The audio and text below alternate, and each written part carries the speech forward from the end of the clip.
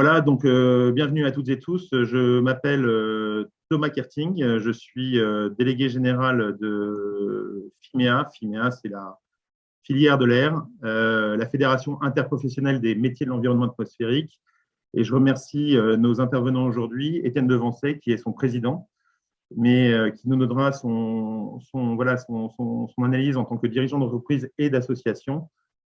Le professeur Bruno Housset de la Fondation du Souffle et pneumologue, Isabelle Jouve, responsable philanthropie et partenariat de la Fondation du Souffle également, et enfin Nicolas Aoudji de Initial Hygiène Service du groupe Rentokil Initial. Merci beaucoup. Je passe tout de suite pour un accueil la parole à Étienne Devancey avant le professeur Bruno Housset. Bonjour à tous. D'abord, merci de votre présence, de votre intérêt pour ce webinaire Air, Hygiène, Santé, qui va permettre de mettre en lumière les liens entre qualité de l'air, santé et filière économique, qui va permettre justement de consolider toutes ces approches. Je vais m'arrêter là et je vous remercie encore d'être présent pour ce bel événement qui va durer une petite heure, avec des questions qui vont suivre. Merci.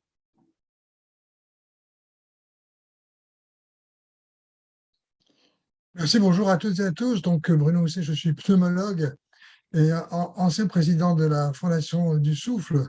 Et je vais vous parler de la nature de la pollution et les effets sanitaires de la pollution en insistant sur la qualité de l'air intérieur. Cette diapositive de titre, simplement pour faire une page de pub.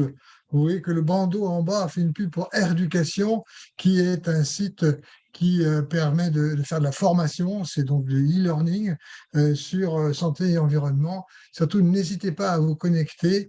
Il y a des aspects très ludiques dans ce site. Vous avez ici mes liens d'intérêt qui sont divers et a priori qui n'impactent pas ce que je vais vous raconter à l'instant. Donc, quelques mots sur le système ventilatoire pour commencer. Et il y a deux chiffres que j'aime bien citer. Le premier, c'est le nombre d'air que l'on ventile par jour, 15 000 litres d'air par jour. Ce qui est considérable, ça c'est au repos. Si vous faites des efforts, vous allez augmenter de façon importante, jusqu'à 4, 5, 6 fois quand on est un athlète au niveau. Et ça représente, j'aime bien prendre la comparaison avec ce qu'on mange et ce qu'on boit. On boit à peu près au mieux 3 litres par jour, on mange à peu près 1 kilo de nourriture, un peu plus pour les gros mangeurs, de nourriture par jour, et de l'air, combien de kilos? Eh bien, si vous faites le calcul, voilà, 17 kilos d'air qui passent par vos poumons avec toutes les impuretés, tous les polluants qui peuvent être intégrés dans ce que vous respirez. Le deuxième chiffre important, c'est la surface des alvéoles, qui est donc, les alvéoles, c'est la surface d'échange entre l'air extérieur et l'organisme, donc passage de l'oxygène qui va dans le sang et le CO2 qui s'en va. Et donc, cette surface, si on déploie complètement les alvéoles, ça représente à peu près 100 mètres carrés, un peu moins de 100 mètres carrés, ce qui est quand même déjà un appartement assez confortable. Le point, c'est que on paye cette étendue, cette surface, par une grande fragilité. Et donc, les agressions pulmonaires peuvent provoquer des lésions, en fait, de cette membrane alvéolaire. On va en reparler. La diapositive suivante vous montre que un point important, ce sont les particules.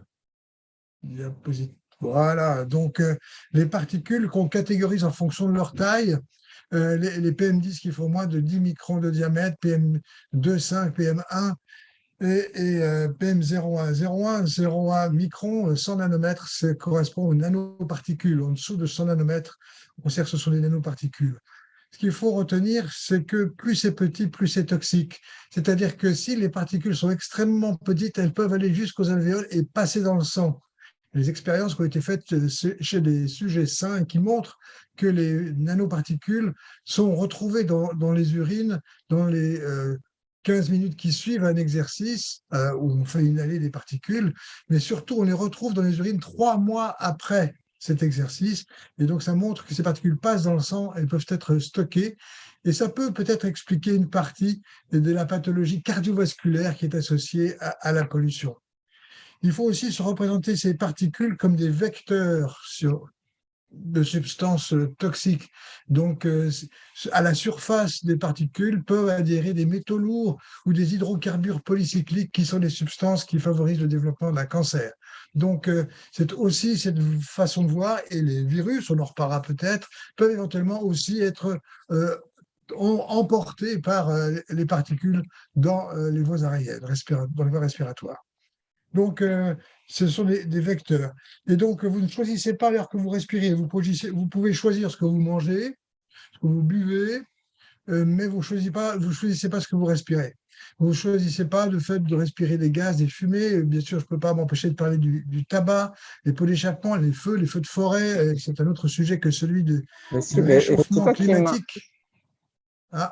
Du réchauffement climatique qui va augmenter la fréquence et l'intensité des feux de forêt avec les conséquences sanitaires que l'on connaît. Non, il faut revenir un peu en arrière. Les particules fines, les nanoparticules dont j'ai parlé, l'amiante, la silice, les allergènes et enfin les germes dont font partie les virus. On peut mesurer la pollution pour une très grande partie, mais certains polluants ne sont pas mesurés et il est impossible de vous arrêter de respirer bien longtemps. La diapositive suivante. Pour dire que ça a des effets, la pollution tue. La pollution tue, et c'est une bonne raison quand même de s'intéresser à la pollution et notamment à la qualité de l'air intérieur, c'est que ça tue. Là, c'est une diapositive qui a été publiée dans Lancet il y a quelques semaines et qui vous donne une idée au niveau mondial de la population, de décès total dans la population du fait de la pollution. C'est la colonne complètement à droite. Et puis, vous voyez que le tabac, ça fait jeu égal avec le tabagisme, qu'il soit actif ou passif. Donc, c'est un point important. Les valeurs en France, vous savez qu'on a des chiffres qui varient entre 40 000 et 67 000, on peut même aller jusqu'à 100 000.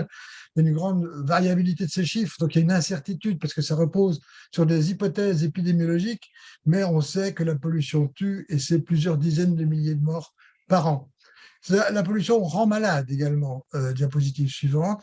Et donc, vous avez ici l'effet de la pollution sur la BPCO, la bronchopneumopathie chronique obstructive, qui est une maladie qui aboutit à l'insuffisance respiratoire, surtout la maladie du fumeur. Et donc, c'est ce qu'on voit d'ailleurs, c'est que vous avez ici le graphique qui représente les années passées en mauvaise santé. Et donc, vous voyez que le tabac surpasse tout le monde en termes de survie en mauvaise santé, parce que la BPCO ou de l'asthme en plus foncé. Et ensuite, immédiatement derrière, vient la pollution particulière. Et derrière, vous avez la pollution domestique, donc à l'intérieur des maisons. On a une idée de la répercussion de la pollution sur les maladies respiratoires. Mais la pollution est à l'origine de beaucoup d'autres affections, diapositive suivante.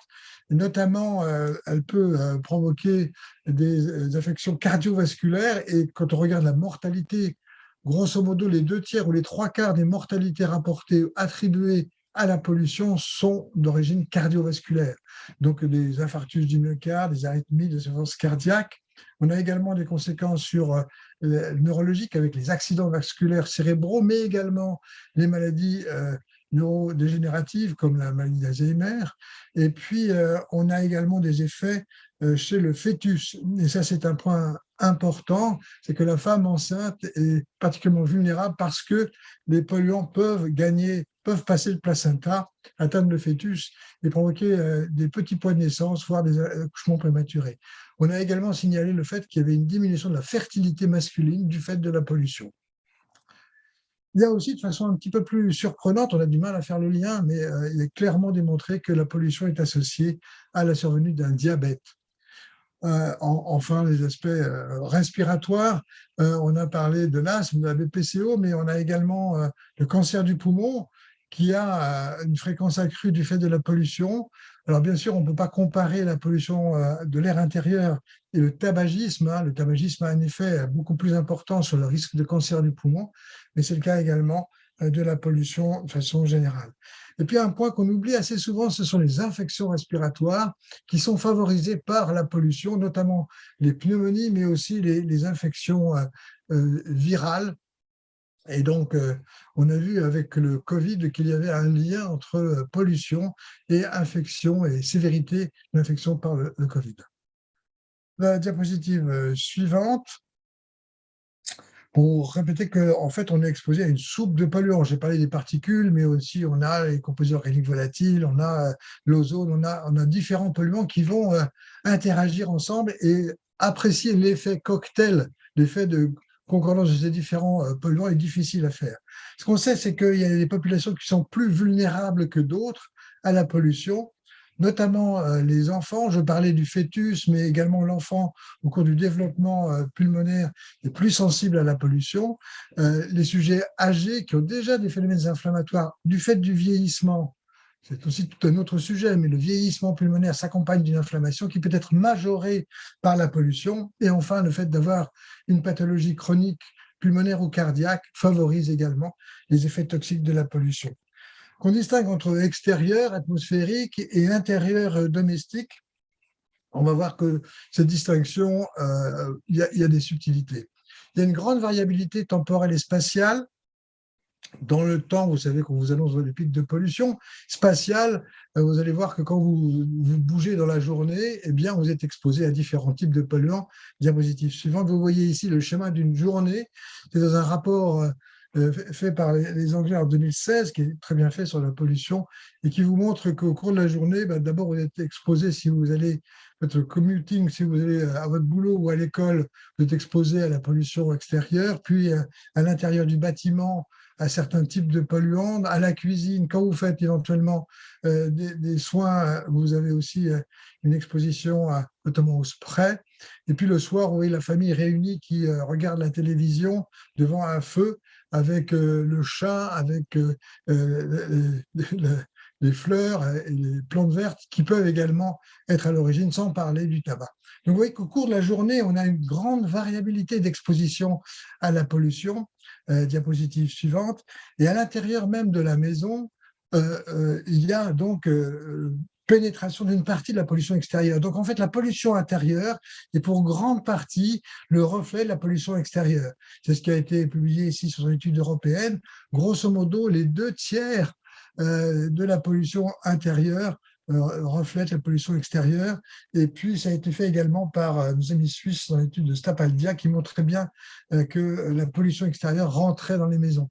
Donc, la différence entre les deux, en termes de particules en tout cas, est difficile à faire. Par contre, vous voyez qu'il y a une pollution spécifique à l'intérieur des maisons du fait de la présence de composés organiques volatiles qui sont des substances qui sont pro-inflammatoires. Et on en reparlera tout à l'heure, du fait des moisissures, du fait de la présence de radon, vous voyez ici, qui est un gaz radioactif qui est émis par les roches granitiques et qui favorise la survenue de cancer du poumon, qui peut rentrer dans les maisons par les fondations et qu'il faut essayer d'éliminer par une meilleure ventilation. Diapositive suivante. Pour vous montrer que dans la maison elle-même, il y a différents types de polluants en fonction du lieu dans la maison. Ce n'est pas la même chose si vous êtes dans le salon, dans la cuisine, dans le garage. Les types de polluants sont différents. Et vous voyez la liste que je ne vais bien sûr pas détailler, qui vous donne les différentes substances qui peuvent être présentes à l'intérieur de la maison et qui sont néfastes pour la santé respiratoire et la santé tout court. Diapositive suivante. En fonction des lieux de vie, vous savez qu'on passe plus de 80% de son temps dans des locaux, donc c'est vraiment très important de savoir ce qui se passe à l'intérieur des locaux et des lieux de vie, les logements, parce qu'on a de nombreuses activités, vous pouvez faire du bricolage, etc. Les sources de combustion sont multiples. Et puis les systèmes de ventilation, les VMC, on va en reparler aussi tout à l'heure, Nicolas va en parler, sont cruciaux et sont souvent mal entretenus. Dans les écoles, il y a des densités du mobilier, des activités qui sont particulières, qui peuvent exposer à des substances, le nettoyage, la proximité des routes, la proximité d'axes à forte circulation. C'est tout à fait troublant de voir que si vous regardez la ville de Paris, les écoles et les crèches étaient situées à proximité du périphérique. Maintenant, c'est moins le cas. mais vous avez des stades et des lycées qui sont à proximité du périphérique, et donc avec un risque d'exposition aux polluants. Et puis, la plupart des écoles, l'aération repose sur l'ouverture des fenêtres. Dans les bureaux, il y a une forte densité d'appareils bureautiques qui dégagent des polluants particuliers. On y fait le ménage, quelquefois avec des ammonium quaternaires qui sont des substances allergisantes, et donc très souvent les systèmes mécaniques de ventilation. Ce sont des diapositives que j'ai empruntées à Karine Manda, qui avait fait un exposé sur la qualité de l'air intérieur. Diapositive suivante. Avec des enjeux sanitaires et économiques, vous voyez que ça va du simple confort, avec une sensation d'air confiné, d'air sec, les odeurs, jusqu'aux maladies en passant par les symptômes, avec l'irritation de la peau, du nez, des yeux, de la gorge, des céphalées, une fatigue, une baisse de performance qui a été parfaitement démontrée, et puis des maladies avec des manifestations ORL, rhinite allergique, asthme, des infections et des pathologies cardiovasculaires, pathologies que je vous ai listées déjà tout à l'heure. Ce qui est intéressant, c'est de voir les chiffres. Si on regarde les chiffres qui apparaissent sur le côté droit des diapositives, il y a à peu près 28 000 cas, nouveaux cas par an de maladies, et environ 20 000. Alors, 20 000 décès, ça paraît beaucoup pour les 6 polluants majeurs, mais c'était le résultat de cette étude, et je vous ai déjà dit que c'était très incertain sur la fourchette en fait de ces décès rapportés à la pollution. Il y a un lien qui a été démontré entre l'apprentissage scolaire et la qualité de l'air intérieur. Vous savez qu'il y a pas mal de débats actuellement sur comment pouvoir mesurer la qualité de l'air intérieur, et à défaut, comment peut-on mesurer le confinement par la mesure du CO2. Encore une fois, le CO2 n'est pas un polluant. Nous en éliminons régulièrement à chaque respiration. Et puis, une baisse de productivité et un absentéisme important qui est associé à une mauvaise qualité de l'air intérieur dans les bureaux. Ça aussi, ça a été démontré. Diapositive suivante. Quelques sujets d'actualité. Si on parle de rénovation énergétique, de nouveaux bâtiments, il est extrêmement important de s'intéresser à la ventilation, car l'air que nous respirons à l'intérieur des locaux va être totalement dépendant de la ventilation. Nicolas en parlera. Les nouveaux usages, est-ce que par exemple la cigarette électronique peut avoir un effet néfaste sur la respiration, sur les pathologies respiratoires? La réponse est oui. Pas à un niveau extrêmement élevé, mais il y a des études qui le montrent. Et puis, il y a différentes nouveautés aussi. Là, c'est une imprimante 3D qui peut générer en fait un certain nombre de nouveaux polluants. Il y a des possibilités de mesure, on en reparlera tout à l'heure. Et puis, des recherches qui existent sur l'exposition cutanée, la prédiction de la qualité de l'air intérieur. Diapositive suivante. Pour conclure, vous avez compris que c'était un enjeu majeur, un enjeu citoyen et un enjeu d'information. J'ai commencé tout à l'heure à vous parler de l'éducation. C'est extrêmement important que les citoyens soient informés du risque, et que les politiques, non seulement en aient conscience, mais engagent des actions pour limiter la pollution de l'air intérieur. La recherche est un élément clé. C'est un des points importants de ce webinaire de ce matin, c'est de vous expliquer l'importance que la Fondation du Souffle accorde à la recherche sur la qualité de l'air, et notamment la qualité de l'air intérieur. On a besoin de soutien financier pour pouvoir faire des appels à projets pour financer la recherche sur le sujet. Je voudrais insister aussi sur la toxicité des nanoparticules qui donc passent dans le sang. Plus c'est petit, plus c'est toxique. Et donc, il est important plus d'exprimer la pollution en nombre de particules et en taille, mais en nombre de particules par unité de volume plutôt qu'en masse par unité de volume, puisque vous n'avez pas d'idée du nombre de particules quand on parle de la masse par unité de volume. Donc ça, c'est vraiment important de changer la façon d'exprimer les choses. Et puis la qualité de ces particules, avec le fait qu'elles peuvent véhiculer différentes substances, et que je pense que c'est ça l'enjeu des prochaines années, c'est de savoir quelle est la nature, la qualité de ces particules. Enfin, c'est une urgence. Vous avez compris que les femmes enceintes actuellement sont exposées, ça veut dire que les générations futures sont exposées à la pollution et aux risques de maladies cardiaques, respiratoires et autres que l'on a vu, et qui risquent encore, dont le spectre risque encore de s'élargir dans les années qui viennent, avec une amélioration des études et de la qualité des études statistiques et épidémiologiques. Merci pour votre attention. Merci, professeur, cher Bruno Housset. Quelle transition, l'urgence de financer les pathologies respiratoires. Isabelle Jouve, de la Fondation du Souffle, va nous en entretenir. Merci. Merci beaucoup, Thomas. Bonjour à tout le monde. Donc, Isabelle Jouve, responsable philanthropie et partenariat à la Fondation du Souffle. Donc, je vais vous parler pour l'instant quelques chiffres sur les maladies respiratoires. Et le premier chiffre que l'on voit qui est extrêmement important, c'est qu'en France, 10 millions, voire plus, de personnes souffrent de maladies respiratoires chroniques, ce qui signifie que directement ou indirectement, on est touché, confronté à une maladie respiratoire qui peut aller de l'asthme au cancer, à la Covid, tuberculose, etc.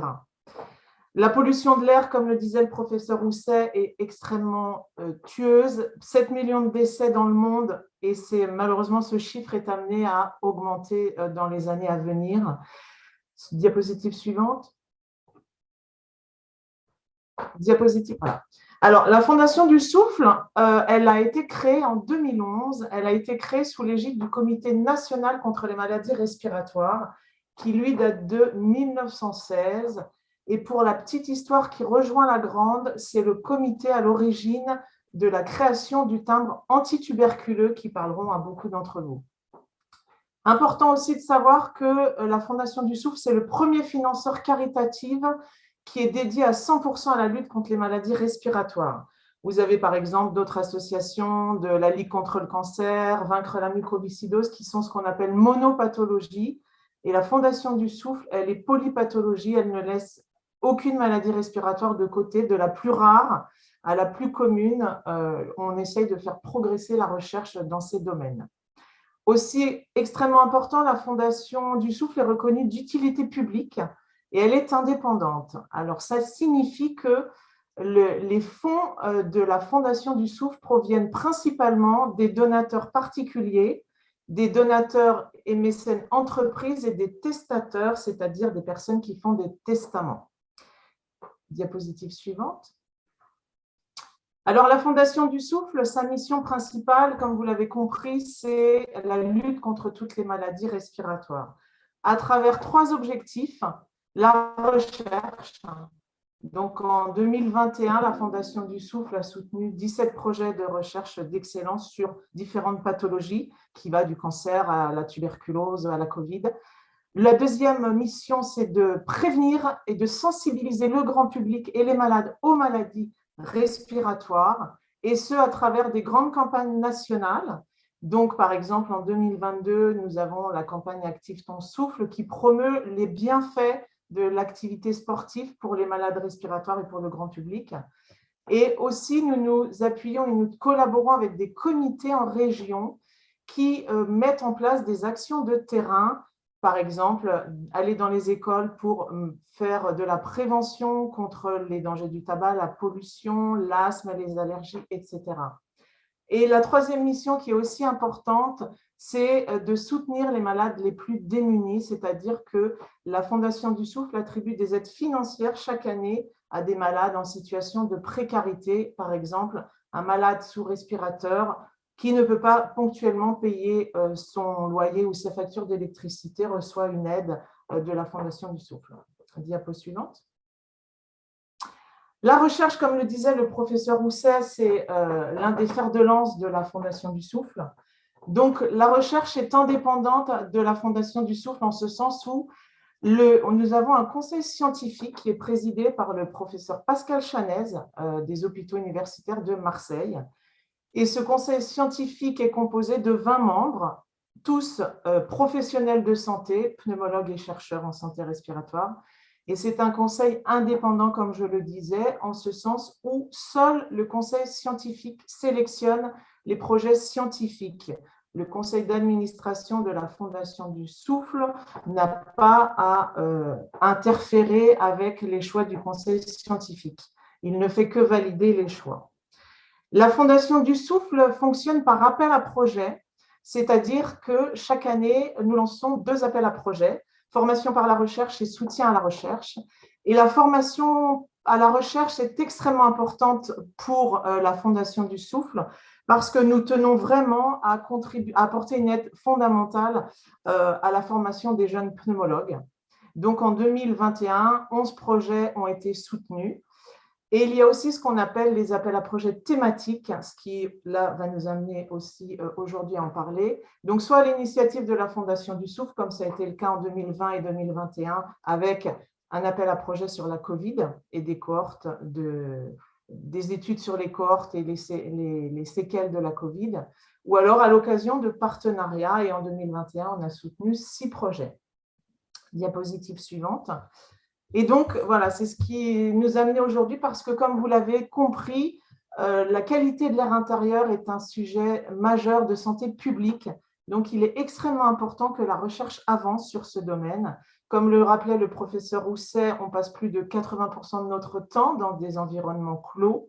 Donc, la Fondation du Souffle souhaite lancer, grâce au soutien futur de donateurs et de partenaires mécènes, un grand appel à projet pour justement apporter des données originales sur l'impact de la qualité de l'air intérieur, sur la santé respiratoire, mais pas seulement, mais aussi des solutions pour y remédier. Et cet appel à projet sera doté d'une somme minimum de 165 000 €. Évidemment, il n'y a pas de maximum parce que plus nous pourrons doter cet appel à projet, plus un nombre important de projets de recherche pourront être financés. Et il est aussi important de rappeler que la Fondation du Souffle étant reconnue d'utilité publique, les dons sont défiscalisables à hauteur de 60% pour les entreprises et de 66% pour les particuliers. Merci de votre attention. Merci, chère Isabelle Jouve. Et alors, donc, si je veux donner, je suis une entreprise et effectivement, il faut accélérer la recherche sur les pathologies respiratoires, on vous écrit à la Fondation du Souffle. Exactement, tout à fait. C'est parfait. Donc, Merci on rappelle beaucoup, juste votre Thomas. adresse rapidement, comme ça, ceux qui veulent le faire dès maintenant peuvent le faire en parallèle, si ce n'est qu'il faudra quand même profiter d'Étienne Devancé qui va nous parler de la filière de l'air. Merci. Bonjour, bonjour tous. Donc je reprends la parole après ces superbes exposés de Bruno Hussey et de Isabelle Jouve sur les enjeux de la qualité de l'air et les enjeux aussi de financer la recherche pour mieux comprendre et apporter les bonnes solutions. Donc, diapo suivante, je suis Étienne Devancé, je suis président de FIMIA et accessoirement, je suis aussi chef d'entreprise. En fait, c'est même ce qui me fait vivre, pour tout vous dire. Alors, FIMIA, vous l'avez bien compris, la qualité de l'air, vous l'avez bien compris par ces exposés, c'est l'air de rien, l'air c'est tout, un slogan absolument vrai. Et c'est parce que ce slogan est vrai que FIMIA s'engage fortement, et moi en tant que président de FIMIA, je vous engage à vraiment apporter votre soutien à la recherche et à ce projet de la Fondation du Souffle que l'on soutient très fortement. Alors, j'aime bien aussi, j'ai 2-3 chiffres. Alors, pour l'instant, ils n'ont pas été cités, je ne crois pas qu'ils vont être cités, qui illustrent encore plus cette maxime. C'est on tient quelques semaines sans manger, quelques jours sans boire, quelques minutes sans respirer. D'accord? Donc, on est vraiment dans quelque chose d'essentiel, sauf que ça a un coût, ça a une valeur, mais ça n'a pas de prix. Et l'enjeu de FIMIA, c'est de vraiment mettre en avant ce prix de la qualité de l'air, et le développement d'une filière de la qualité de l'air est essentiel parce que ça permettra de mettre un socle économique qui va permettre de pérenniser les actions pour apporter les solutions et réduire les pollutions et améliorer la qualité de l'air. Alors, tout ça, bien sûr, ça se traduit de façon très pragmatique par deux grandes voies d'action, qui est la première, inspirer, accompagner les mutations socio-économiques. On est vraiment dans ce tournant socio-économique. Et bien sûr, mettre la filière de la qualité de l'air au service de la transition écologique. Alors, comment ça s'exprime? Eh bien, ça s'exprime partout, en fait, tout simplement, et ça se décline à tous les niveaux. Donc, ça peut être au niveau, je dirais, des cénacles. En particulier, on a une action depuis plus de 10 ans au Conseil national de l'air où chaque fois on essaye de faire aborder ce sujet du développement de l'économie de la qualité de l'air qui est essentiel, je vous le rappelle. Et pour ça, on va travailler aussi au niveau des parlements, avec inspirer des lois, au niveau des médias, en essayant de faire parler de la qualité de l'air et de la bataille de l'air potable ou de l'air respirable, au niveau du digital, au niveau de l'intelligence artificielle, mais qui est aussi un synonyme de l'intelligence atmosphérique, on pourrait dire, du leadership qu'il faut mettre en place, de la problématique dans les villes, dans Smart City, et puis au niveau des coopérations internationales aussi, avec des événements aux États-Unis, mais aussi en France, la mobilisation nationale au niveau de la journée de la qualité de l'air. Qu'est-ce que c'est que la filière? Faire comprendre l'importance de la filière économique, les enjeux aussi qui sont de société liés à la performance des bâtiments qui ne doit pas dégrader la qualité de l'intérieur. Et donc, toute cette notion d'efficacité énergétique associée à une efficacité sanitaire des bâtiments qui est essentielle pour pouvoir vivre bien dans nos maisons du futur qui sont de plus en plus confinées et de moins en moins bien aérées. 50% des bâtiments neufs ont une ventilation défectueuse et ils sont hyper hermétiques. Donc, un grand sujet.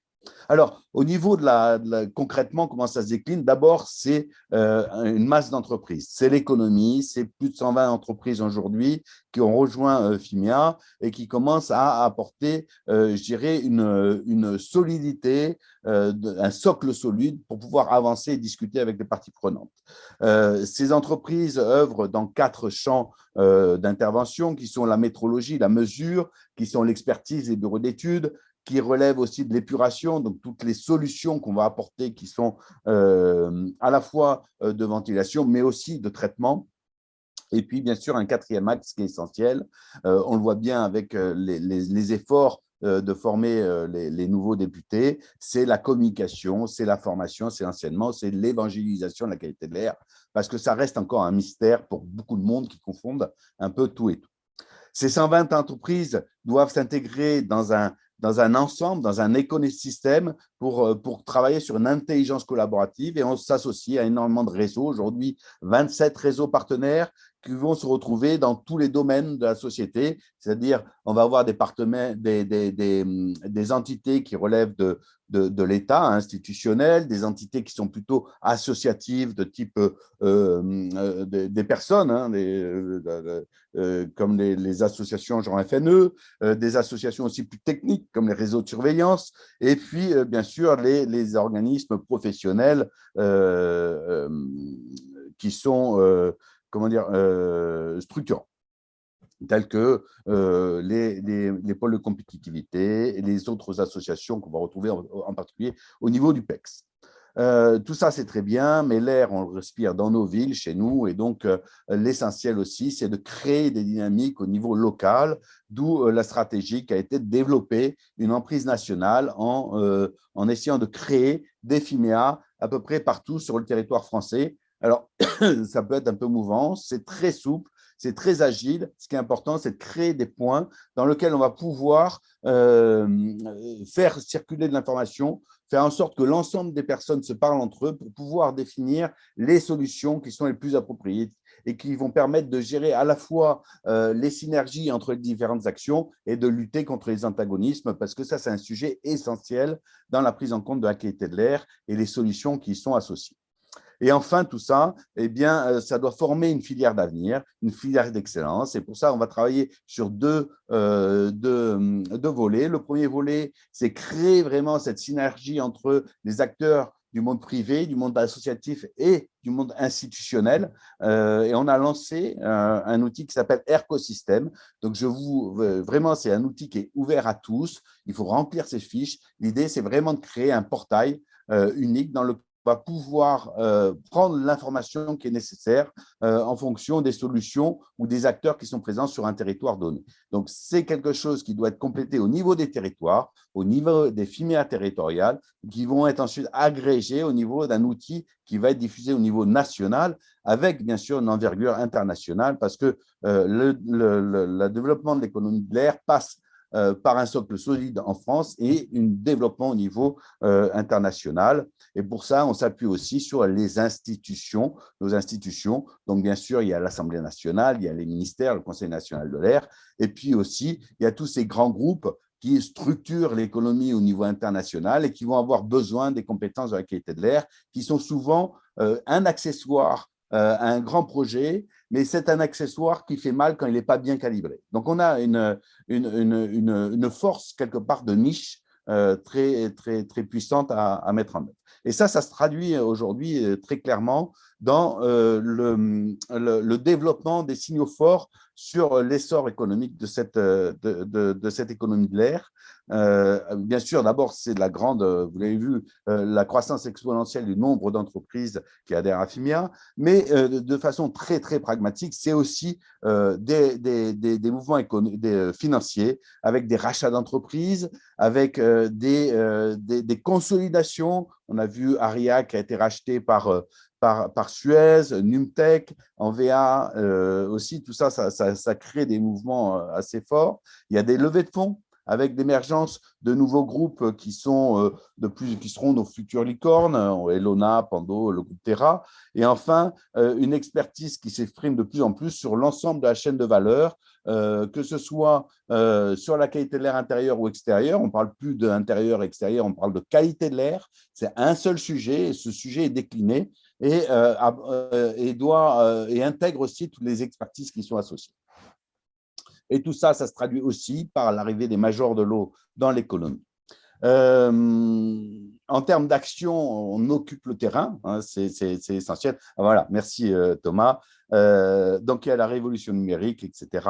On occupe le terrain. Vous l'avez compris, il faut qu'on soit présent sur tout le territoire et on le fait de différentes manières. L'écosystème, les filières locales, mais aussi des actions de communication avec des colloques, soit en physique, soit en dématérialisé, comme on le fait aujourd'hui, soit sur des thématiques très précises. Donc, on a par exemple les FIMEAL. La prochaine, ça sera sur qualité de l'air et mobilité. Celle d'avant était sur l'air et santé.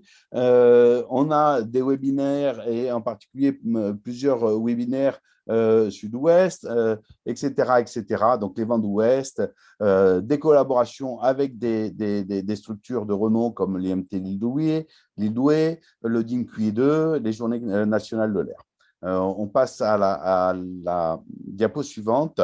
Ça, c'est vraiment le côté plutôt expertise. Ensuite, il y a le côté commercial avec la présence sur différents salons, avec deux morphologies de salons, des salons, je dirais, à dimension nationale avec une visibilité internationale.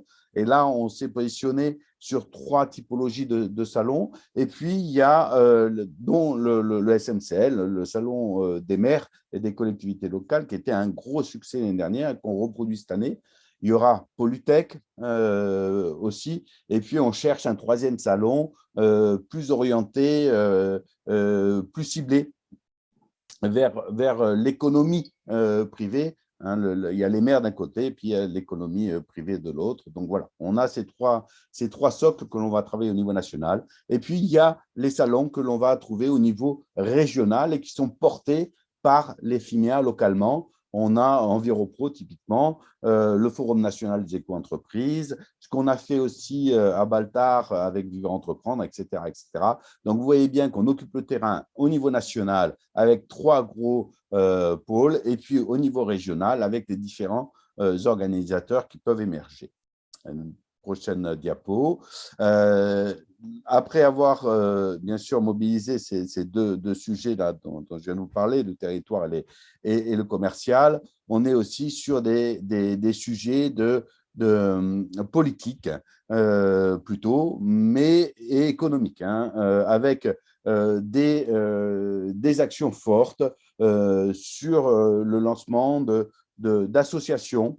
Donc, par exemple, là, ce qui est fait avec la députée Claire Pictola, ça c'était à Bordeaux, à Marseille avec Wambress, en associant le sujet de la qualité de l'air à des sujets plus globaux comme la préservation, la biodiversité, la préservation des océans, le climat. Donc, toujours rajouter cette brique d'air, la mettre bien en évidence dans les autres domaines, comme l'air de rien, l'air c'est tout, c'est surtout partout. Il faut être présent à tous ces niveaux.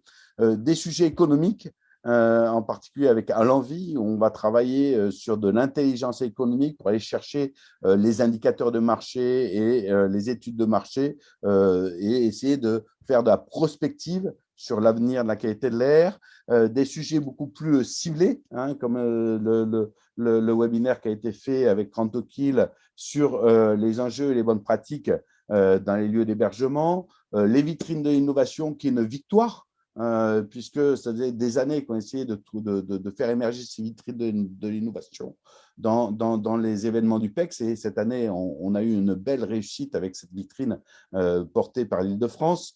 Clean Air for Europe avec Suez, qui a été un webinaire de très, très haute qualité, où on a fait venir des gens d'un peu partout, et en particulier de la Commission européenne sur l'environnement, et qui donne une vision plus stratégique au niveau du développement européen, du lobbying européen et de l'importance de créer aussi des axes forts avec des pays majeurs d'Europe comme l'Allemagne, mais ça peut être aussi l'Italie ou l'Espagne, qui sont très dynamiques sur la qualité de l'air. Prochain slide. Très rapidement, les prochains événements sur la fin 2022, ça va être très riche encore.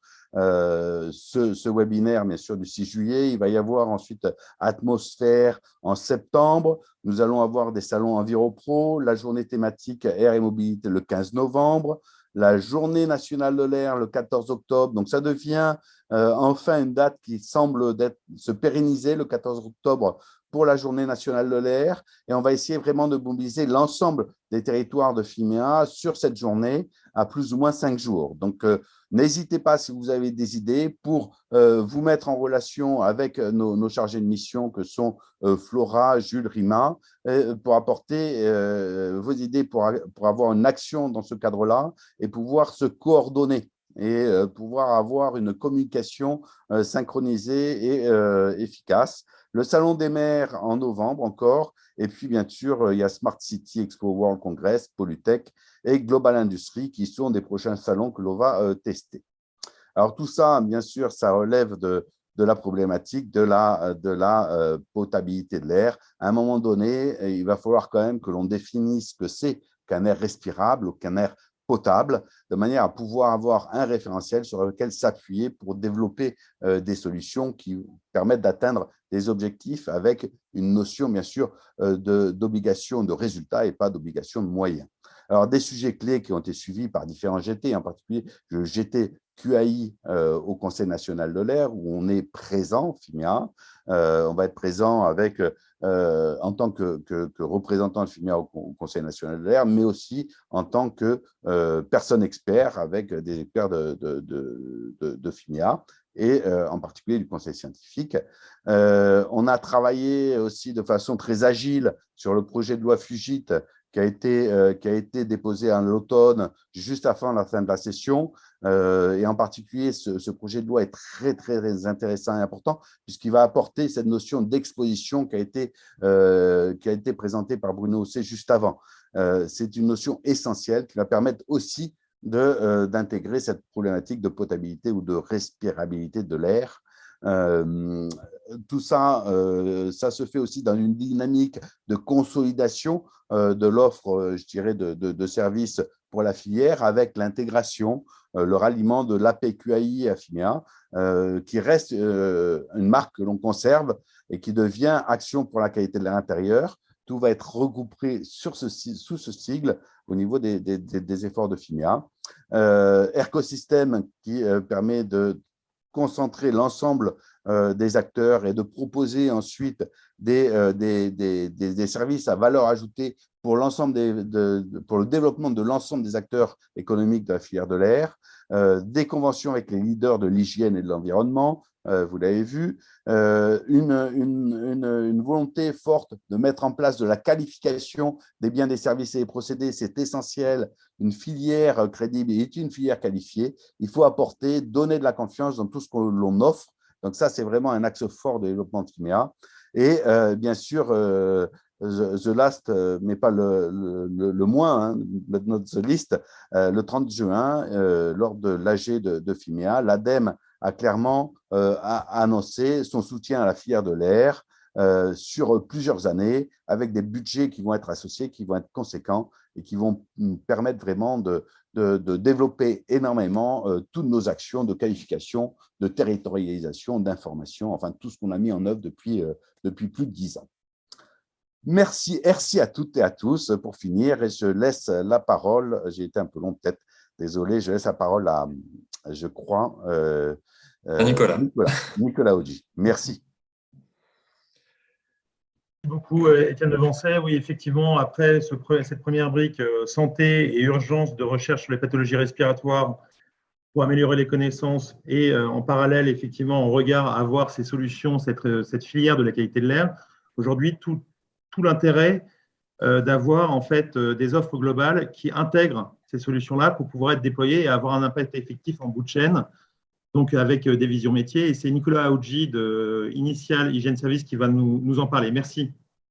Et merci beaucoup, Thomas. Donc, on peut aller au slide suivant.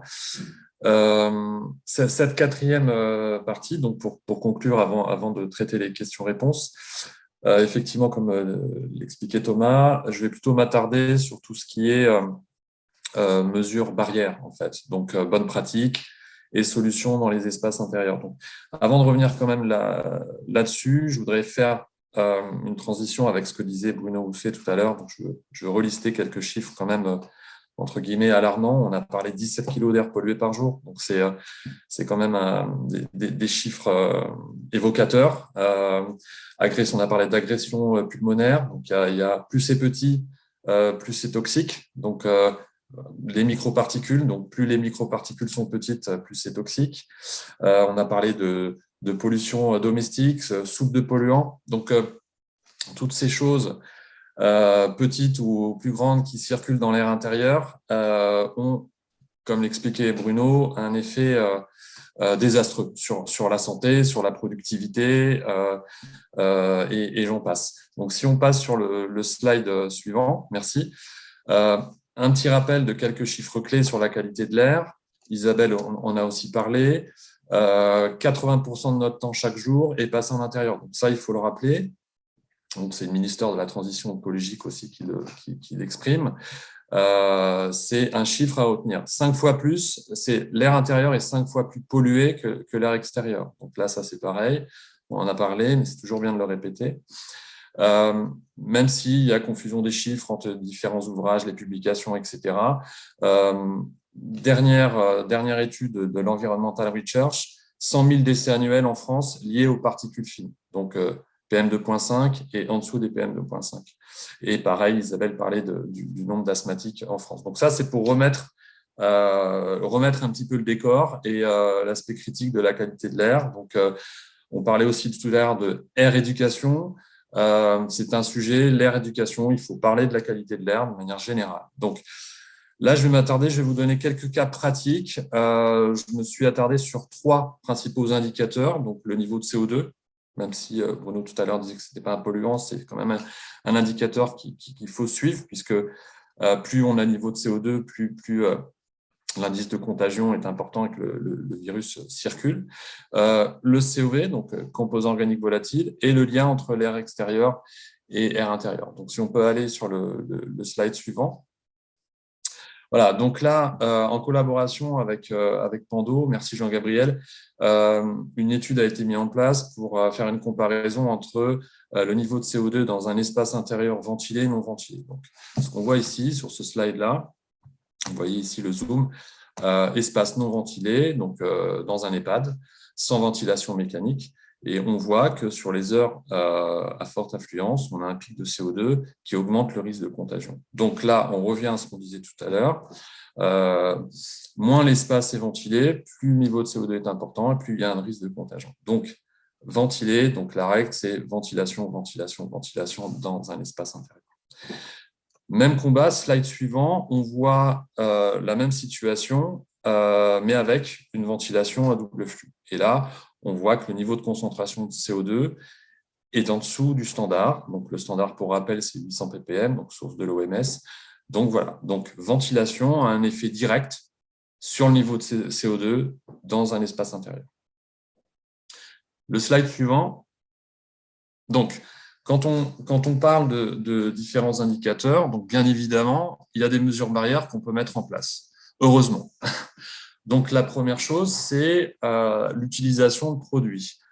Qu'on soit dans une école, qu'on soit dans un restaurant, qu'on soit dans une maison de retraite, qu'on soit à la maison, on évite d'utiliser de l'eau de Javel, qui peut développer des infections respiratoires chez les enfants. On a parlé tout à l'heure de ça.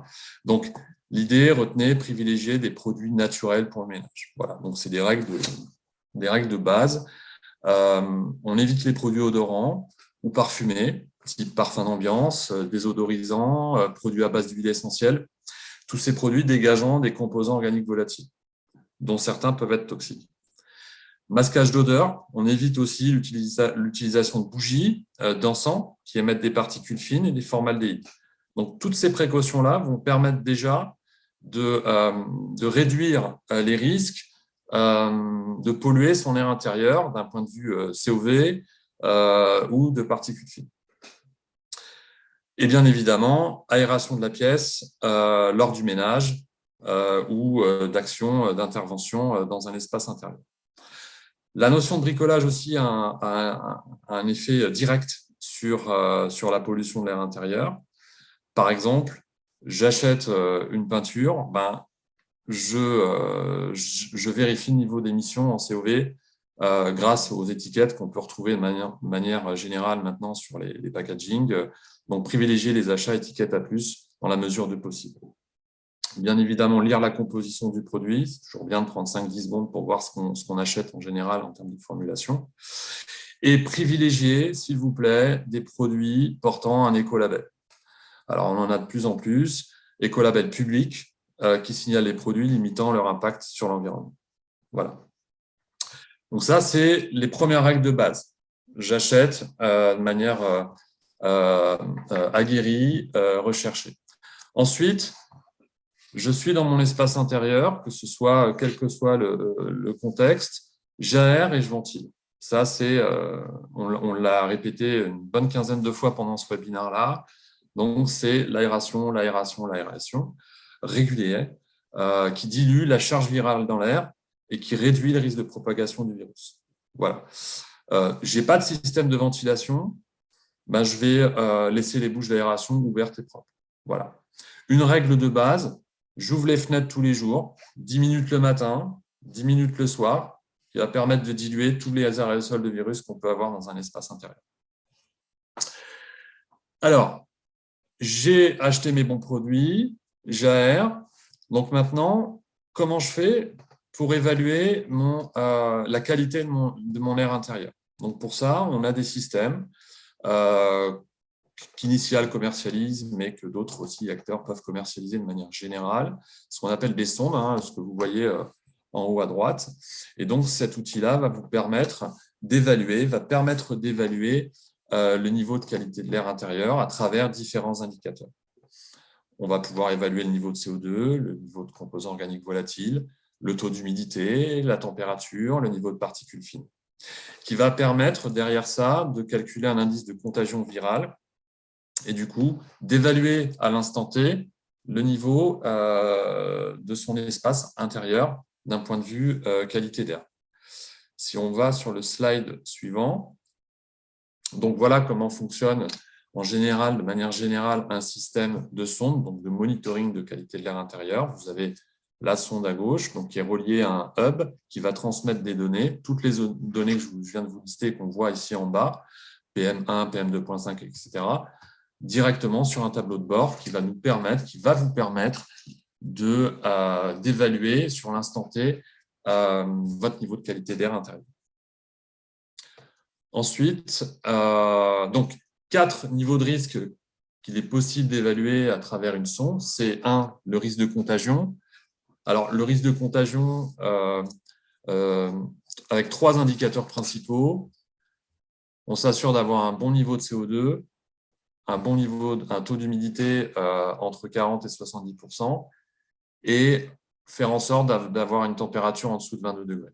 Donc, quand on a un dérèglement sur ces 3 indicateurs, on a un risque de contagion qui peut être critique.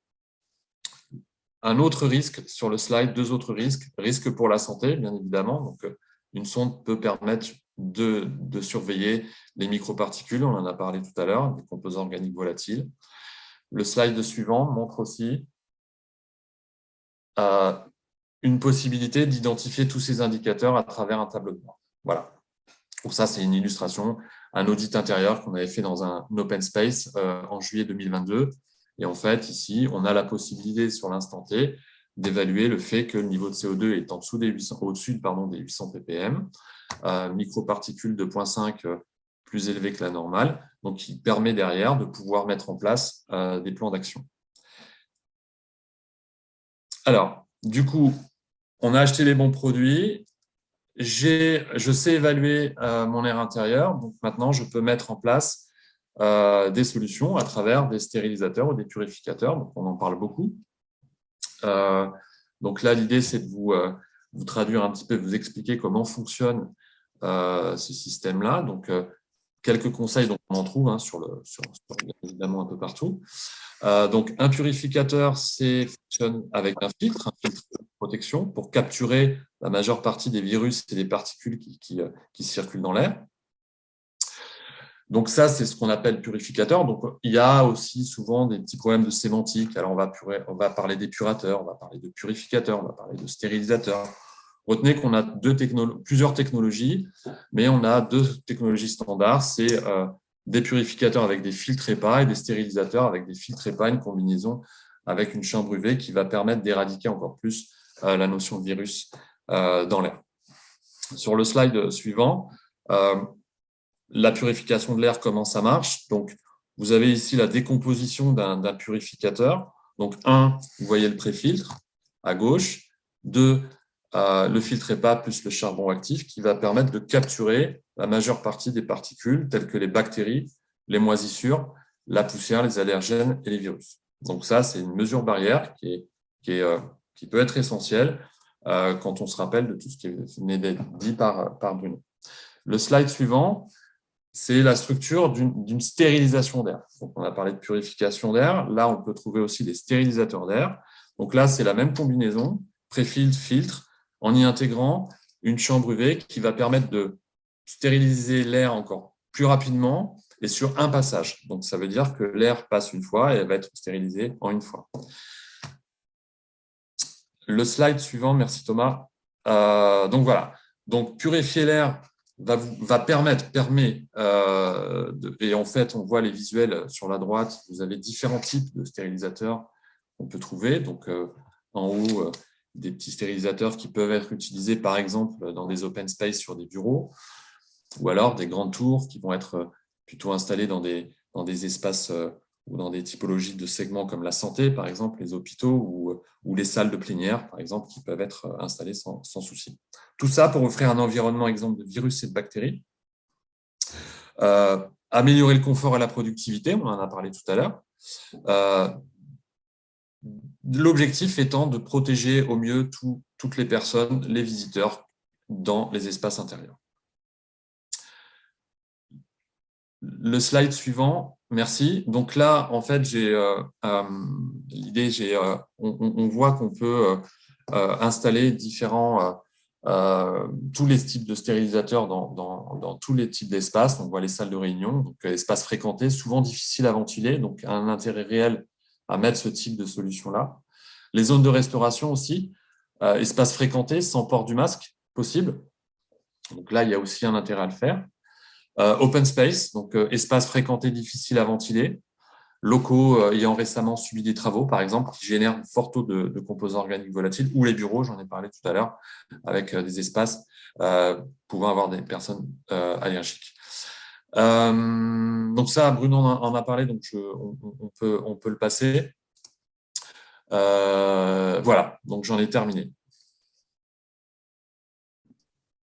Merci beaucoup, Nicolas Aoudji, pour ces solutions, j'allais dire, standardisées à même de pouvoir répondre à des besoins sectorielles. J'ai donc essayé de faire une agrégation au niveau des questions du chat. Déjà, un petit satisfecit pour vous, les intervenants. Merci beaucoup parce qu'on a apprécié le côté complet et la synchronisation qui était à l'œuvre aujourd'hui, c'est-à-dire entre la recherche et aussi des solutions qui soient potentiellement déployables, robustes, pour pouvoir nourrir des projets d'entreprise, des projets territoriaux, mais en tout cas avec le même objectif d'améliorer la qualité de l'air et donc la santé.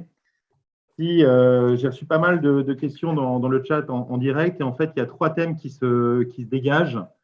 Le premier, c'était, il semble qu'il y ait plusieurs niveaux de qualification. Effectivement, on pourra peut-être faire un petit point là-dessus, ce sera intéressant, et peut-être laisser la parole à Étienne, savoir ce qu'il en est aujourd'hui en termes de niveau de qualification pour les différents items, que ce soit les équipements, les données ou les personnes. Il y avait une question sur le côté standardisation. Quel territoire? Est-ce que c'est aussi à l'international et comment ça se passe? Peut-être ça, Nicolas, on reviendra sur ce cas-là. Et enfin, des exemples de projets de recherche pour illustrer le propos d'Isabelle Jouve et du professeur Bruno Housset.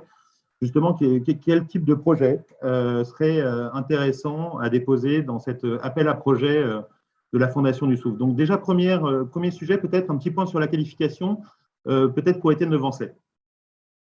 Merci Thomas. Alors, la qualification, c'est un vaste sujet. On a globalement 2 grands axes de qualification. Soit on qualifie les objets. Donc, c'est bien. Une seconde, là, j'ai un. OK. Les objets, et là, on a des normes. Soit on qualifie les personnes. Donc, la qualification des biens et la qualification des services. Les qualifications des services, c'est soit les personnes, soit les organisations. Ce qu'essaye de porter Fimea, c'est pas on ne cherche pas à refaire ce qui est déjà fait ailleurs. Donc, il y a l'AFNOR qui fait très bien des normes sur les objets, qui va permettre de certifier ou de qualifier ou d'apporter des référentiels sur lesquels on peut mettre en place des certifications et des qualifications de façon générale en laboratoire. L'objet fonctionne et répond aux spécifications de l'objet. Et puis, il y a la compétence. Donc là, c'est plutôt de l'ingénierie. Et là, il y a un autre organisme avec qui on doit travailler, qui est l'OPQIBI, typiquement, qui va mettre en place des référentiels d'ingénierie et qui va qualifier finalement les compétences des personnes à aller mettre en place cette ingénierie. Et puis, il y a au milieu de ça, il y a une espèce de vide qui est la qualification en fonctionnement. C'est-à-dire qu'à un moment donné, c'est bien d'avoir du matériel qui fonctionne, c'est bien d'avoir des personnes compétentes, mais ce qui est important, c'est que les personnes compétentes et le matériel soient mis ensemble de manière à ce que lorsqu'on le met en œuvre à un endroit donné, que ce soit dans un bâtiment ou dans une agglomération, eh bien, ce qu'on a prévu ce qui est prévu de fonctionner dans un laboratoire, quand il est mis en œuvre dans la réalité, eh bien, ça fonctionne aussi et qu'on puisse apporter la preuve de l'efficacité de son fonctionnement. Ça, c'est vraiment les 3 grands axes de qualification. Et Fimea va se concentrer là où il n'y a pas, où il manque de la matière, qui est les conditions réelles de fonctionnement. Alors, typiquement, l'exemple concret qu'on est en train de mettre en œuvre, c'est de travailler sur la qualification des systèmes de purification en conditions réelles de fonctionnement. On a déjà fait des premiers tests. Et aujourd'hui, on va passer à la vitesse supérieure, en particulier avec l'aide de l'ADEME, que l'on est en train de qualifier, et la mairie de Nogent qui met à nos dispositions des locaux pour pouvoir qualifier des systèmes de purification et de mettre en œuvre aussi les systèmes de mesure qui permettent d'apporter la preuve. Tout ça sous la houlette de notre président du conseil scientifique, qui est Fabien Schinazi, qui a développé un protocole que l'on est en train de qualifier dans ces conditions. Voilà. Donc, je vais m'arrêter là, mais c'est vraiment pour vous démontrer quelque part la voix de Fimea sur ces sujets qui est vraiment dans les conditions réelles de fonctionnement sur lesquelles il faut travailler.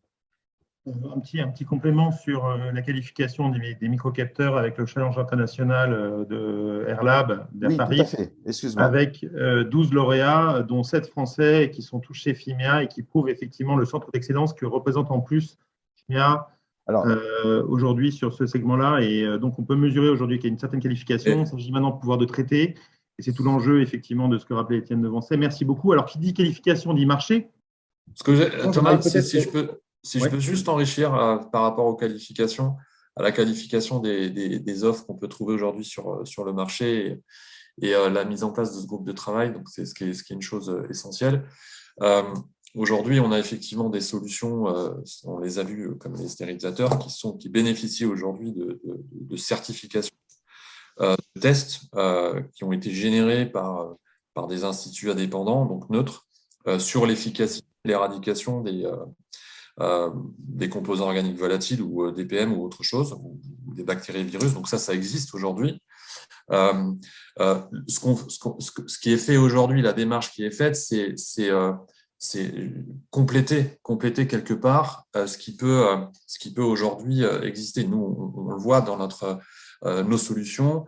Il y a des tests qui ont déjà été réalisés sur les dernières années, et pas uniquement de manière générale. On part du principe, on liste une liste de bactéries ou de virus, et on va tester l'efficacité des stérilisateurs ou des purificateurs sur le sujet. Purificateurs via les filtres, ou même l'efficacité des champs brûlés. Donc ça, c'est quand même important à signaler pour pas que les gens comprennent non plus qu'aujourd'hui, les purificateurs ont zéro effet. Donc il y a bien un effet, mais qu'on vient renforcer à travers ce type de groupe de travail, par exemple, sur l'efficacité. Et si je peux rajouter une petite chose, Thomas, c'était sur le fait d'éradiquer éventuellement les virus, les bactéries, ce n'est pas l'effet sur la santé, c'est une mesure de l'efficacité des systèmes d'épuration ou de filtration. Mais ce n'est pas une étude de l'effet sur la santé elle-même. Est-ce que ça va changer la vie d'un asthmatique? Est-ce qu'il faut aller jusqu'à la purification de l'air avec des UV pour que la vie de l'asthmatique change? Vous savez qu'on vit quand même avec des germes et des bactéries en permanence. Donc c'est probablement mieux d'avoir un air stérile, mais est-ce que c'est vraiment indispensable? Donc c'est pour ça que ça répond un peu à la dernière question que tu évoquais, Thomas. C'est qu'est-ce qu'on veut comme type de projet de recherche? C'est qu'on voit dans la vraie vie quel effet sur la santé. Et la santé est souvent un peu le parent pauvre dans l'histoire. C'est bien de mesurer, mais c'est indispensable. Mais ce qui est bien aussi, c'est de savoir quel est l'effet sur la santé quand on a un asthme sévère, par exemple. Est-ce qu'on doit envisager d'avoir un épurateur d'air chez soi? Est-ce qu'on doit pouvoir demander un remboursement, par exemple, par la sécurité sociale? C'est la question qu'on pourrait se poser. Mais pour ça, il nous manque des études cliniques qui permettent de dire, je dirais, toujours, nous, ce qui nous intéresse, c'est les études randomisées contre le placebo. Et ça, le placebo n'est pas très compliqué à imaginer.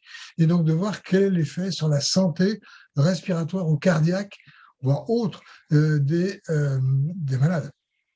Restons, avant de repasser au marché, dans ce cas-là, à Nicolas Aoudji, mais restons avec vous, professeur, de savoir quels sont des exemples très concrets de dépôts de projets qui correspondraient à l'appel à projet en question, des choses qui peuvent peut-être environner, donner des idées à nos participants. Ce qui est déjà intéressant, c'est la technique de mesure ou la technique d'épuration de l'air. Quelles sont les différentes techniques? Est-ce qu'il faut aller jusqu'à quelque chose d'extrêmement sophistiqué? Parce que le prix, on n'a pas parlé des coûts, mais les coûts vont avec la sophistication des appareils d'épuration. Encore une fois, comme je disais, le CO2 n'est pas un polluant.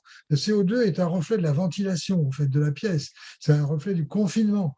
Et donc, par association, évidemment, quand on met un sujet malade dans une pièce avec d'autres et que la pièce est un air confiné, il y a un risque effectivement de propagation de la maladie.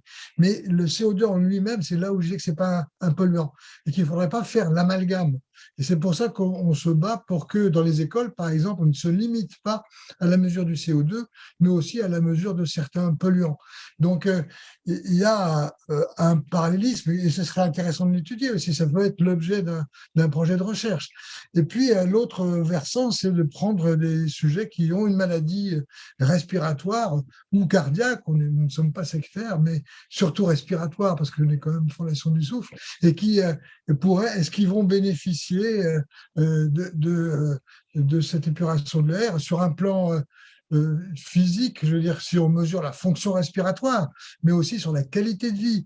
Et ce n'est pas une réponse évidente. Il y a eu des travaux qui ont été publiés récemment sur des sujets qui souffrent de BPCO et qui montrent que sur la qualité de vie, certains paramètres peuvent être améliorés, mais globalement, ils n'atteignent pas la signification sur l'ensemble du score de qualité de vie. Donc, c'est pas si clair que ça. Est-ce qu'il y a des sous-populations qui peuvent bénéficier de ce type d'approche? C'est toute la question est là. Et puis après, c'est de savoir aussi si le logement, s'il faut changer de logement, par exemple, hein, est-ce qu'il faut déménager ou pas. Donc vous voyez, tout ça, ce sont des questions. Est-ce qu'un masque peut avoir un intérêt? C'est ouvert, l'appel d'offres est complètement ouvert, donc toutes les questions sont nombreuses. Hein.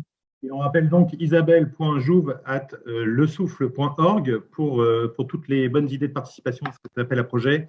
Que vous auriez. On revient au point peut-être marché, standardisation et le lien avec l'aspect territorialisation, mais peut-être internationalisation, c'est-à-dire qu'aujourd'hui, il y a une synchronisation qui a l'air de se faire en France avec des besoins en termes de qualification, des progrès à réaliser, mais on essaie quand même de mettre en place une gouvernance entre nous pour servir des cas concrets. Comment ça se passe au niveau international? Une petite vue peut-être de la part de Nicolas Aoudji. Excuse-moi Thomas, j'étais en train de répondre C'était sur l'aspect international. Débatté sur le log 6. Donc, non, là, on montre qu'on s'organise un petit peu au niveau national avec le comité territorialisé, mais au niveau international, on aurait bien pris l'avis d'un leader, d'un grand groupe, justement dans l'hygiène, pour savoir d'une part, est-ce que ce besoin de qualification, il est aussi nécessaire au niveau global? Parce que là, on a parlé du niveau national. Est-ce qu'il y a ce besoin-là? Et la deuxième chose, c'est comment ça se traduit dans la standardisation des offres et quels sont les terrains à l'international qui peuvent être prioritaires aujourd'hui, en tout cas pour un grand groupe comme le vôtre. La problématique de l'air, elle est pas limitée à la France. Hein. Elle se répand effectivement dans le monde.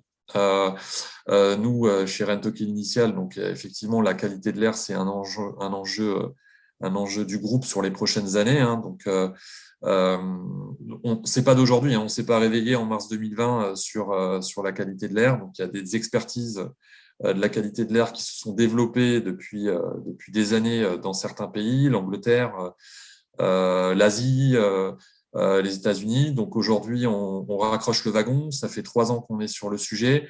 On a une expertise via Rentokil qui est la désinfection. Donc on désinfecte aujourd'hui depuis des années via différentes technologies comme la nébulisation ou la pulvérisation. Avec, par exemple, on a travaillé avec la RATP pour désinfecter tous les bus sur les dernières années. Donc, il y a un enjeu important aussi bien national que européen que mondial. On aborde certains sujets, par exemple avec l'Allemagne sur le sujet de la qualité de l'air. Donc, il y a plein de projets qui s'ouvrent aujourd'hui. Les prestataires, nos clients, nos partenaires, nous challenge énormément sur la qualité de l'air. Il y a 3 ans, tout le monde s'en foutait. Hein. Je vais caricaturer, mais le sujet n'était pas du tout abordé. Aujourd'hui, à chaque démarche, que ce soit commerciale, technique ou des échanges avec nos partenaires, on va aborder le sujet de la qualité de l'air, pas plus tard qu'hier soir. Au sein de l'Assemblée générale des gouvernantes de l'hôtellerie de France, l'un des sujets qui était dans l'ordre du jour, c'était la qualité de l'air dans les chambres d'hôtel. Donc, il y a un réel sujet aujourd'hui qui est posé aussi bien en France qu'ailleurs. Ça, c'est clair. Lamine a une petite digression sur le côté formation qui dit nouvelle économie de l'air, évidemment, dit nouvelles compétences professionnelles. Effectivement, il y a tout cet enjeu aussi que Fimea adresse en essayant effectivement d'avoir cette compétence de maîtrise des outils qualité de l'air, que ce soit les capteurs ou les solutions de traitement ou autres, de comportement. Effectivement, donc on a bien cette vue-là et effectivement, c'est une nouvelle filière, une nouvelle économie, une nouvelle formation au service de la transition écologique. Je repasse à d'autres questions que j'ai eues entre-temps. Il y avait une question sur les odeurs, sachant que le thème était est-ce que les solutions de traitement, en gros, ont un réel impact sur les odeurs? Est-ce que vous avez J'étais en train de répondre, j'étais en train d'écrire la réponse. Je pense qu'il faut faire la part des choses. Hein. C'est comme quand on parle d'odeur et de risques sanitaires. Il faut faire la séparation des choses. Les odeurs relèvent de composés organiques volatiles, les COV. La stérilisation relève de la destruction des germes, d'accord, et des composés vivants. Donc, la stérilisation, si les technologies de stérilisation détruisent les COV, alors les technologies de stérilisation peuvent avoir un impact sur les odeurs. D'accord? C'est ça qu'il faut voir. Alors, dans quelle mesure ces outils de stérilisation vont avoir un impact sur les odeurs? Eh bien, en effet, sur les COV, en effet, si on utilise des UV ou de la photocatalyse, ces COV peuvent détruire et donc réduire les odeurs. Mais c'est deux choses différentes et il ne faut pas les aborder de façon comment dire, simultanée, parce que ce ne sont pas les mêmes enjeux qui sont associés. D'accord? La stérilisation, c'est vraiment détruire tout ce qui est vivant pour éviter une contamination de virus, de bactéries et autres microbes ou moisissures. Les COV, les odeurs, c'est des concentrations qui sont très, très faibles et qui n'ont pas forcément un impact sanitaire. Et donc, en fait, les outils qui vont être utilisés pour stériliser et les outils qui vont être utilisés pour détruire les odeurs ne sont pas forcément les mêmes. Voilà, j'ai une question, Étienne, sur les radicaux libres. J'aimerais bien qu'on fasse la partition entre les deux, qu'on ne mélange pas tout, parce que c'est compliqué. En plus, les odeurs, c'est un problème de nuisance. La stérilisation, c'est un problème de santé. Oui, Étienne, il y avait une question sur les radicaux libres générés par la photocatalyse. Et donc, effectivement, dans le rapport de l'ANSES, il y avait la recommandation à la prudence du fait de certains types d'épuration de l'air qui pouvaient générer des produits secondaires qui pouvaient avoir un effet négatif sur la santé. C'est sûr que les radicaux libres, a priori, ce sont des substances qui sont pro-inflammatoires. Hein, elles vont créer l'oxydation lipidique. Donc, je pense qu'il faut faire effectivement attention et éviter ce genre de technique. Je ne sais pas, Nicolas, s'il y a un commentaire. Donc, le GT purification ou purificateur mentionné dans le chat de FIMIA est tout à fait essentiel. Moi, excuse-moi Thomas, je veux juste parce que Bruno me relançait, mais je suis assez d'accord avec ce que dit Bruno. À partir du moment où une offre a justement l'intérêt de mettre en place des tests, c'est ça, c'est de tester et d'évaluer l'efficacité et les résultats sur l'instant T dans une situation. Donc, il y a une multitude d'offres qu'on peut trouver sur le marché aujourd'hui. Hein. Vous allez sur Amazon, vous pouvez acheter ce que vous voulez. Après, il y a des niveaux de qualité qui démarrent de zéro et qui vont jusqu'à 100. Donc, et ça se valorise à travers des certificats. Et nous, toute notre offre est bien évidemment appuyée par ce type de test. Mais je rejoins Bruno effectivement là-dessus. Alors, pour aller plus loin, et c'est bien le sujet que j'ai essayé d'exprimer tout à l'heure, il y a une absolue nécessité de prouver l'efficacité et l'innocuité d'un système avec des normes qui relèvent de l'AFNOR et qui sont des tests de laboratoire. Il faut que le système, avant tout, puisse répondre aux normes d'efficacité et d'innocuité dans une enceinte fermée. Parce que s'il ne répond pas dans une enceinte fermée, il ne va pas répondre en conditions réelles. Ça, c'est une évidence. Donc, le 1, c'est d'abord qualifier les systèmes de façon le plus rigoureuse possible pour que, on prouve que le système fonctionne. Quand on met des particules aux caisses à une certaine concentration, on le met en œuvre, eh bien, on ne va plus avoir de particules, on ne va plus avoir de COV. Et 2, qui ne génèrent pas de composés qui peuvent avoir un impact sanitaire, donc l'innocuité. Donc ça, c'est vraiment les deux. Et alors, je ne connais pas toutes ces normes parce que, voilà, je n'arrive pas aujourd'hui, mais je crois qu'il y a des normes AFNOR, la B44 quelque chose, et puis il y a 2-3 normes comme ça qui existent sur le marché et qui permettent de qualifier ces systèmes en laboratoire.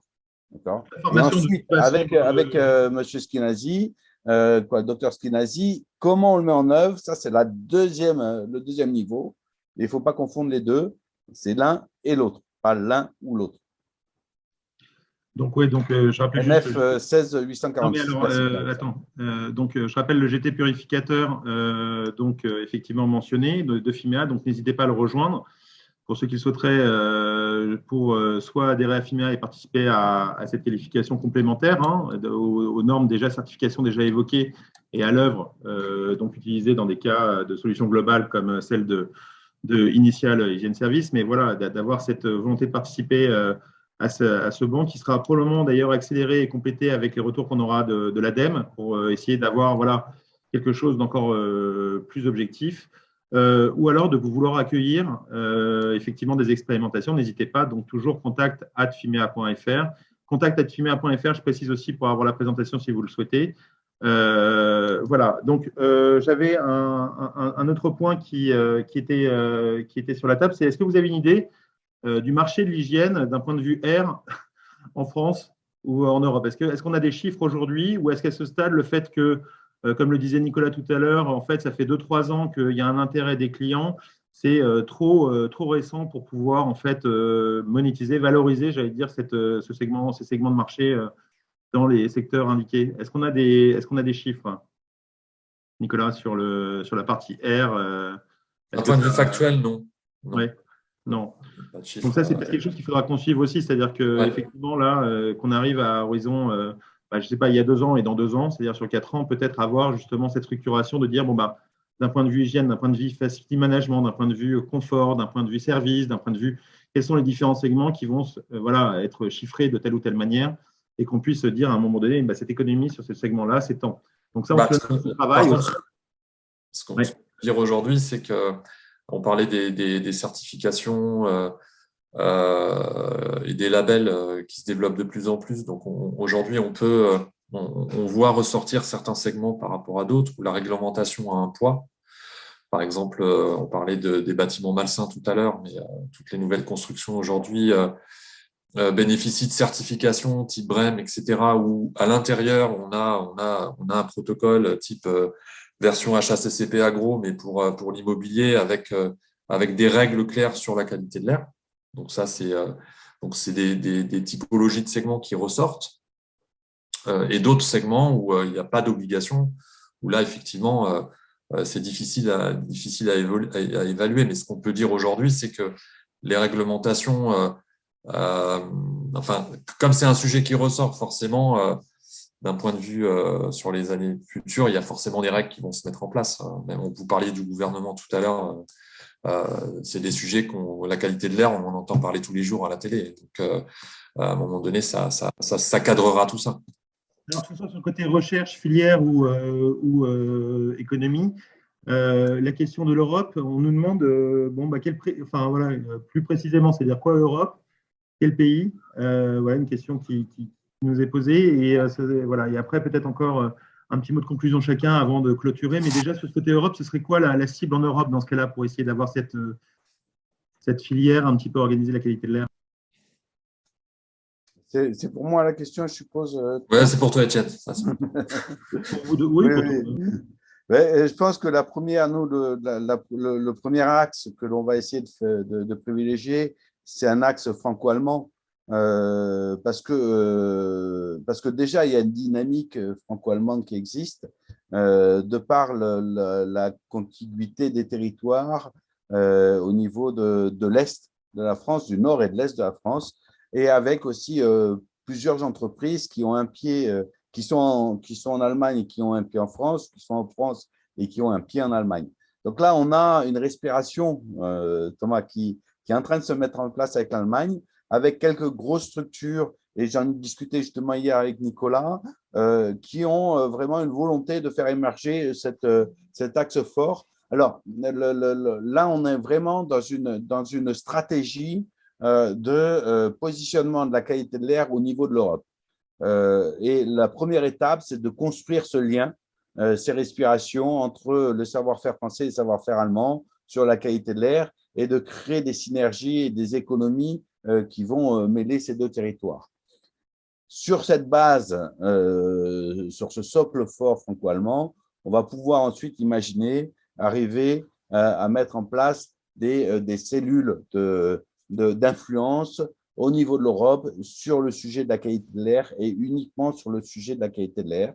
Parce qu'actuellement, au niveau européen, le lobbying qui se fait, c'est l'air est un accessoire qui est accroché à d'autres thématiques plus massives, comme l'eau, comme le climat, comme la biodiversité, etc., etc. Et donc, il faut sortir l'air de l'accessoire de quelque chose d'autre et en faire quelque chose qui est, en tant que tel, un sujet d'importance majeure, qui est la réalité. Et le problème de l'air, on le connaît. Voilà, c'est tellement partout qu'en fait, c'est nulle part. Donc, il faut Non, mais alors, vraiment arriver d'agréger tout ça pour arriver en force sur l'Europe. Donc, un, l'Allemagne, et deux, voilà. ensuite, les autres pays qui peuvent s'agréger, l'Italie, l'Espagne et puis les autres. Hein. D'accord, donc plutôt l'Allemagne, effectivement, pour avoir cette charnière franco-allemande pour l'Europe. Donc il y en aura déjà une troisième entité qui sera l'Europe. Il faudra qu'on travaille à ça, et c'est un travail collectif, donc n'hésitez pas aussi à nous rejoindre. Voilà, j'aimerais vous proposer de conclure en 30-45 secondes, chacun avec un mot pour nos intervenants qu'on remercie chaudement. Et moi, je vous remercie à titre personnel d'avoir pu travailler ce thème Air, Hygiène, Santé, qui se répétera peut-être sous d'autres formes, mais en tout cas, sachez qu'on est pleinement engagé dans cette bataille. Donc, peut-être Étienne garde la parole pour dire merci, et puis on enchaînera avec Nicolas, puis Bruno, puis Isabelle. Merci. Merci. Déjà, merci Thomas pour maîtriser un tel panel de beaux parleurs, parce qu'on a tendance quand même à aimer beaucoup parler. Merci à nos invités, donc Bruno, Isabelle et Nicolas, pour ce sujet Air, Hygiène, Santé. Merci à tous les participants. Et puis, on voit de plus en plus l'engouement pour ces sujets, comme disait Nicolas, et globalement, ça devient un tel sujet que petit à petit, finalement, cette économie va se mettre en place et ça va être le flux, le bottom-up qui va permettre vraiment de pousser ce sujet de la qualité de l'air et en faire un vrai sujet à la fois d'économie, mais aussi d'amélioration de la santé et de l'efficacité économique qui est liée. Merci. Étienne Devancey, Nicolas Aoudji pour… Non, mais je vais juste compléter ce que disait Étienne, je vais juste compléter. J'aime bien le mot éducation, c'est vraiment bien. Et ça passe à travers tout ce qu'on vient de dire. Par la répétition des webinars, on voit qu'on a de plus en plus de webinars sur le sujet de la qualité de l'air. Nos partenaires aujourd'hui nous demandent aussi de mettre en place des webinars sur le sujet de l'air. Donc, c'est vraiment un sujet où il y a un rôle sociétal à voir. Et voilà, donc c'est la conclusion. Et donc, j'ai pris aussi un grand plaisir à faire ce webinaire avec vous tous et qui est, j'ai trouvé très, très complémentaire et très instructif. Merci. Et merci beaucoup, professeur Rousset.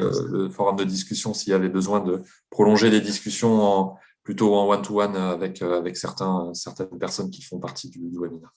Merci Nicolas, professeur. Oui, améliorer la qualité de l'air, vous l'aurez compris, c'est urgent pour améliorer la situation sanitaire, notamment respiratoire. Et c'est la raison pour laquelle cet appel d'offres, on souhaiterait le lancer en partenariat avec FIMEA. C'est l'opportunité de rassembler différents professionnels qui ne connaissent pas nécessairement tous les arcanes des complications liées à une mauvaise qualité de l'air. Et donc, merci à vous pour votre participation. Merci, professeur. Isabelle. Moi, je voudrais rajouter que la Fondation du Souffle ne finance que de la recherche publique, donc ça, c'est extrêmement important, et que l'un des effets, je dirais le seul presque positif de la Covid auprès du grand public, c'est justement d'avoir démontré toute l'importance de la qualité de l'air intérieur, d'une bonne qualité de l'air intérieur pour la santé respiratoire. Cette thématique était évidemment connue des professionnels de santé et des professionnels du secteur, mais très peu du grand public. Et là, on prêche maintenant la bonne parole qui est de plus en plus entendue. Et ça, c'est extrêmement positif. Merci à tous. Rien n'est binaire, donc merci Covid. En tout cas, je rappelle 3 adresses clés. Donc, pour l'appel à projet, c'est isabelle.jouve@lesouffle.org. Pour la présentation, c'est contact@fimea.fr. Et on l'a mentionné plusieurs fois et je donne l'adresse parce que c'était un super projet et qui va continuer. C'est la formation gratuite en ligne qualité de l'air qui est airducation.eu. Je vous remercie tous. Je vous dis à très bientôt et excellente journée. Vous aussi, au revoir. Au revoir. Merci à tous. Au revoir.